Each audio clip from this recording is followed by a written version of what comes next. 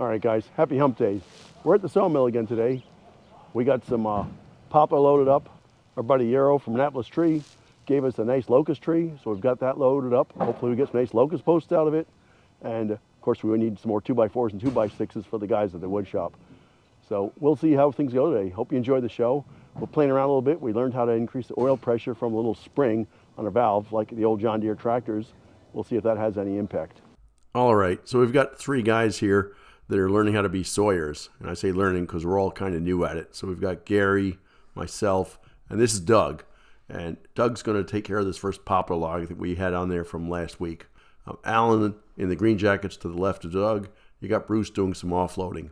And Doug's going to start and square this guy off and get her rolling.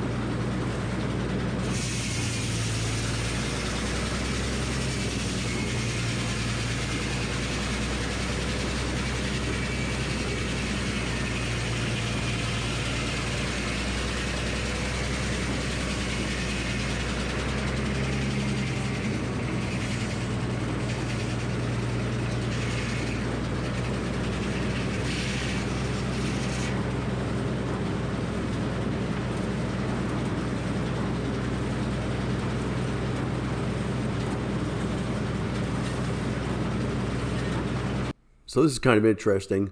What you'll see Doug and Alan doing here, and Matt all the way to the right, is they're taking this log, the flat face of it, and they're putting a flat face up against the vertical portion of the knees, which I think ideally is the best way of doing this. I think, though, it works a little bit better if you put the flat face down on the bottom of the head blocks. I say this because I was watching it when I was cutting some of the horrible locust up. As soon as I tightened the dog up, it shifted the log out a little bit. They're a little bit smaller logs, so it didn't stay perfectly flat against there. Additionally, the knees are worn. There's like this rounded part where it sets against the log most of the time.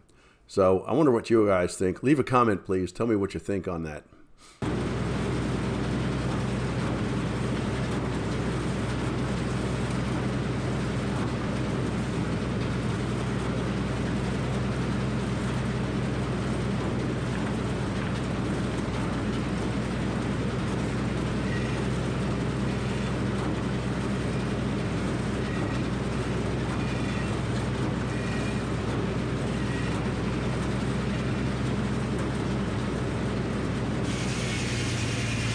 A couple of you guys have said, how do we get rid of all of the sawdust? Well, you see with little red arrows pointing, that goes to a conveyor belt, which is like a hay elevator type thing, but a little bit smaller, probably twice as noisy. The thing is noisy as can be, but it's relatively effective. And the problem we run into, not the problem, the fact of the matter is, and Pete told us that, one of the guys that's been there a few years longer than me, for every 5 logs we cut, we get 1 log of sawdust. And that's because the kerf, or the thickness of the blade, is either 1/4 of an inch or 5/16 of an inch. This 48-inch blade, it's 1/4 of an inch. So it's not as bad as a 56-inch blade. Regardless, it's a whole lot of sawdust we're making.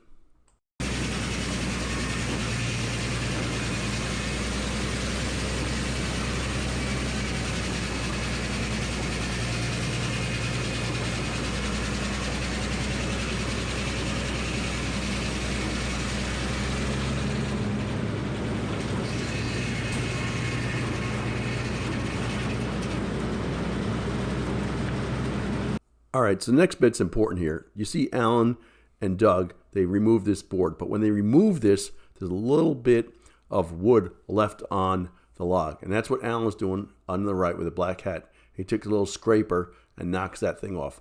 That way, when we get our boards made up, we don't have little pieces of wood hanging off the edge of them.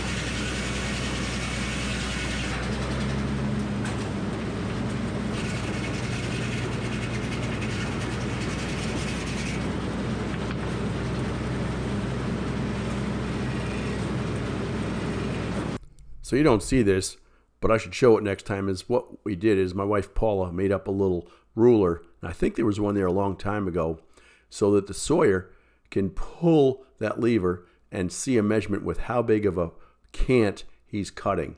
And it actually works pretty well. It's pretty darn accurate. So what Doug's doing now, he's got this guy pretty well squared up, and he's pulling the cants out, and now we've got a couple nice cants, and he can start cranking away making boards. How cool is that?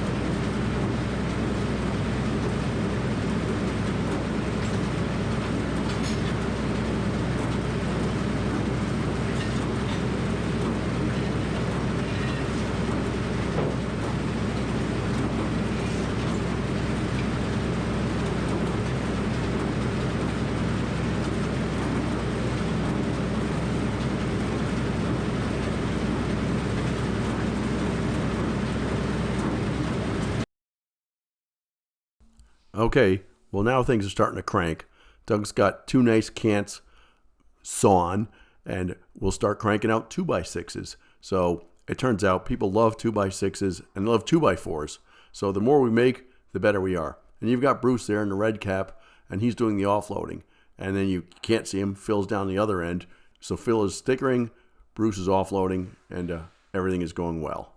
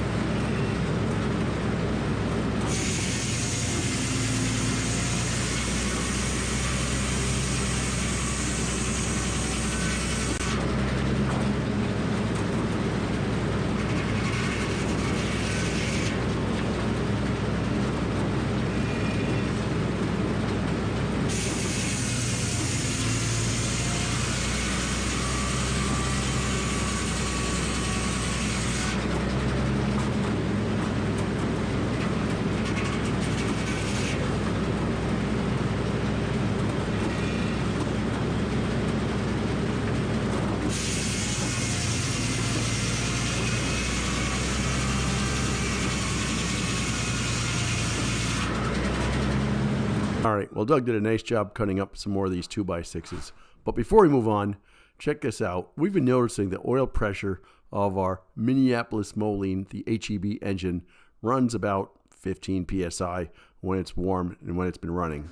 Not exactly what we want it to be. We'd like it to be close to 30 psi according to the manual. So it turns out if you read the manual, RTFM, read the Flipman manual, on the bottom of the oil filter is this little adjustment, and that tightens the spring for the pressure release valve. So I cranked it in a few turns, and it bumped it up 5 psi. So we're at 20 psi. So we're going to leave it at that for now. So check this out. You may recall a year and a half, maybe 2 years ago, we put 2 new thermostats in. We adjusted the coolant system by fixing, there's a bypass, a coolant bypass. We made sure that guy worked, changed the manifold, and check it out. Temperature's running a consistent 170, 175, 165. It's perfect. And look at the overflow tank. At first, I put one overflow tank in. It didn't work because it didn't hold enough fluid because it's like a 13-gallon system. So I put 2 of them on there. Now it works swimmingly well.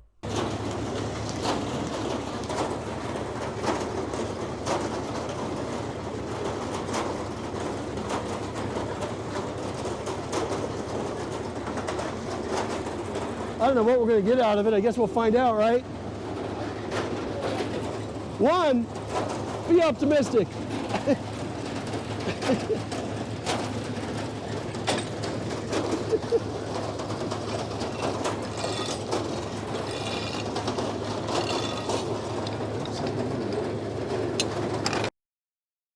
So I think I'm going to rename this video The Lousy Locust.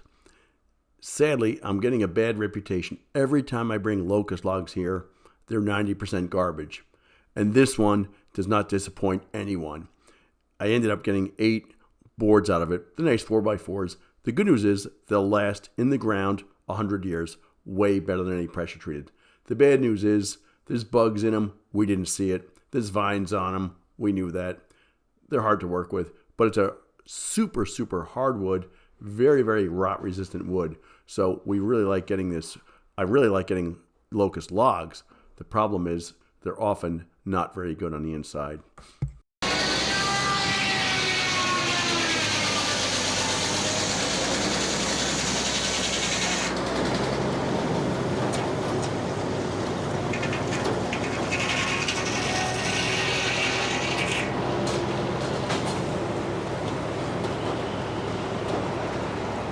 So let's see if we can put the flat side on the bottom like this. Somebody said go like this. I don't, oh, maybe too late.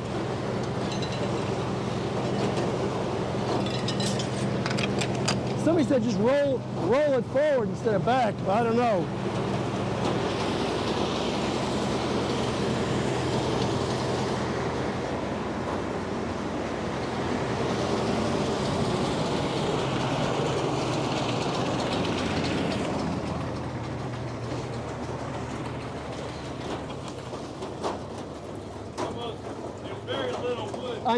I know. I knew that would be the case, but we'll see. It's we're playing. It's an experiment, so it could be garbage. Might all go over there.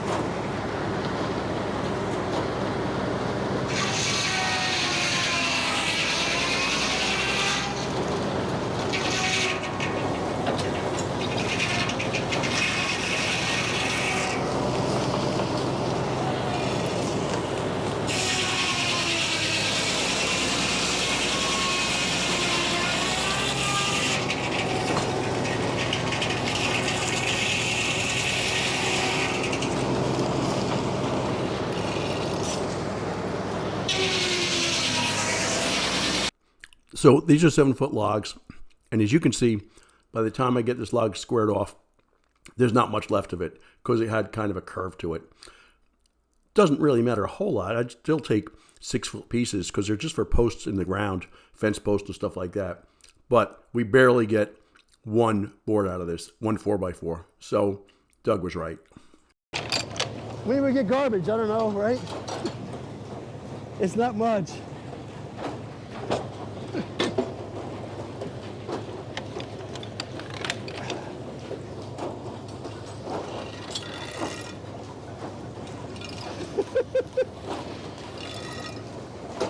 It'll be a nice fence post. Yeah, it'll be all right. Okay? One more.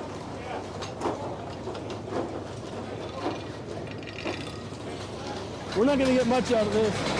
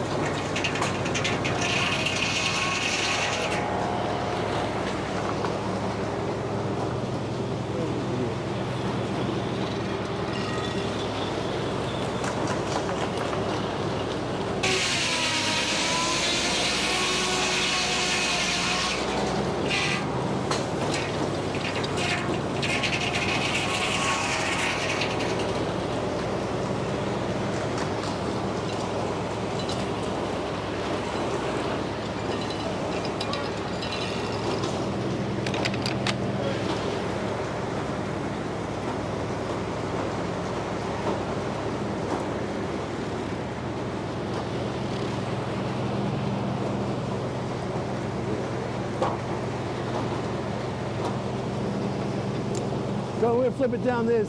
I'll leave it, we'll cut the rest off, you know. We'll get one out of it.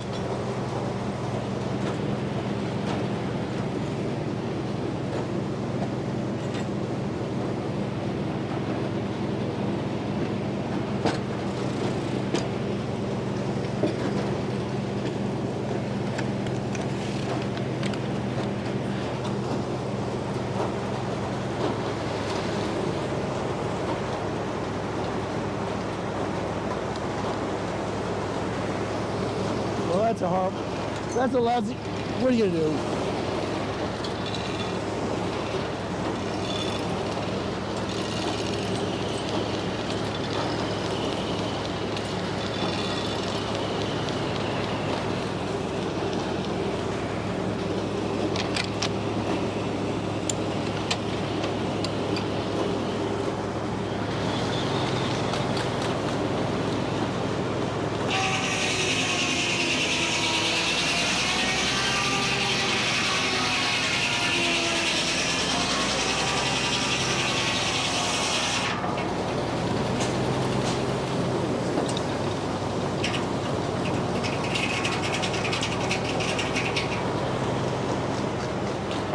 Yeah, we'll take off this side. I think we're close.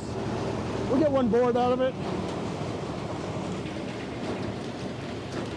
Yeah, flip it this way and get one out of it, right? What do you think? I don't know.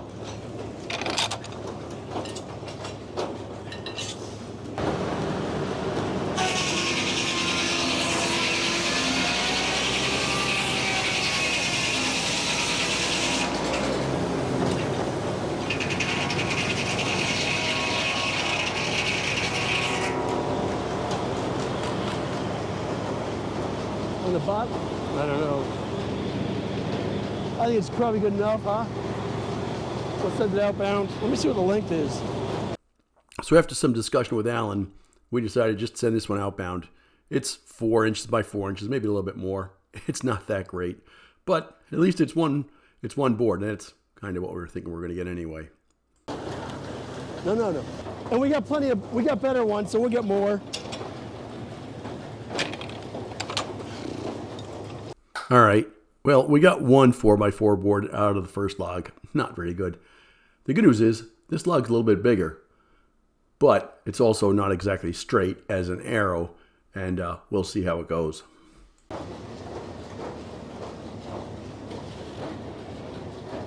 There you go. That's good.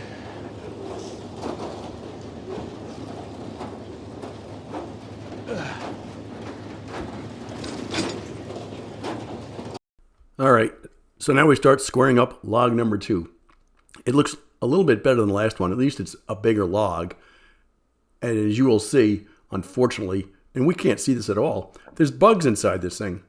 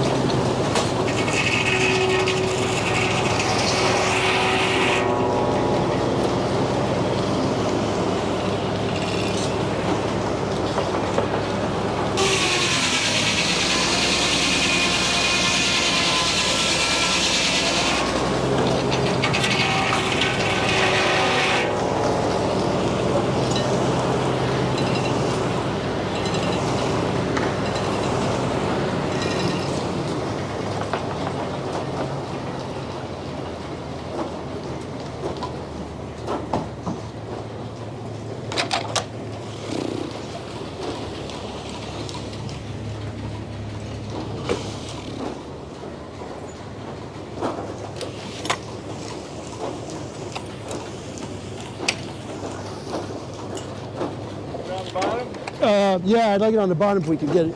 Hang on. Thank you.